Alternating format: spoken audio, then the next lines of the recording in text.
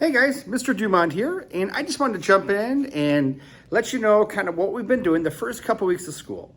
Well, a lot of it has been reviewing some multiplication strategies. So we're picking up where they left off last year, and it's so cool being in the classroom, hearing those minds work, seeing those thoughts come out, and because lots of students will show you multiple ways to solve math, and it's all about what works best for them.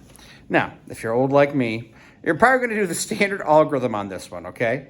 So we're going to do 8 times 3 and then 8 times 1. So 8 times 3, 24. 8 times 1 is 8. Add 2 more, we get 10. 104 is our final answer there. Now, I have not shown the students this method. Juliana, one of our new students this year from a different school last year, she actually showed this when we were sharing strategies. She rocked it. She understands how to do it. Great. Rest of the class was very confused. So it's kind of funny seeing them like, huh? I'm like, hey guys, we'll get you there. But right now, a lot of students are just breaking down these numbers because we still want to make sure that they understand how to break those numbers down. And by the way, Juliana also rocks this as well.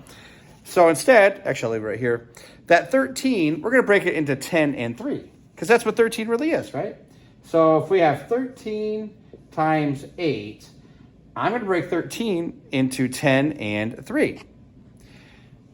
So if we do that, now I can multiply these two smaller parts by this 8.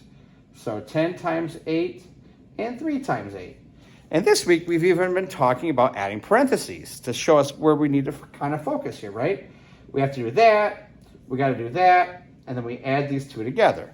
Okay, cool. We broke down that 13 into smaller parts. Multiply the smaller parts and add those. So 10 times 8 is 80. 3 times 8 is 24.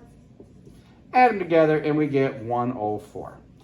This is the basic strategy that a lot of students are using. There are some other ones if we have specific numbers, but this is kind of a good kind of catch-all that will work. Another way to see this would be a grid method. So maybe we've got the 13 on this side, 8 over here. So we've got 13 and 8. But again, that 13, we're going to break into 10 and 2. So really, we were going to think about that as, 10 and 3. 10 and 3. So up here, we've got 10 times 8. And down here, we've got that 3 times 8. So again, we're going to get the same parts, 10 times 8 being 80, 3 times 8 being 24.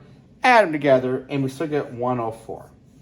But right here, I just wanted to review with you guys because these two strategies right here, maybe it's been a little while since you've seen it like this. Maybe really never. But right now, the students do a really good job at breaking those numbers down. And I know it might seem like it's more work, but we're going to be playing Beat the Calculator during this year where I will be using a calculator, and they're going to be doing a lot of mental math. Because 13 times 8 might take me a minute, but 10 times 8, 3 times 8, boom. So eventually we will get to that standard algorithm, but I just want to show you guys a couple strategies that they've been using. So just encourage your students to use whatever works best for them. And if you have any questions, just reach out. But super excited to be along with the ride this year with you guys and check in with you next time.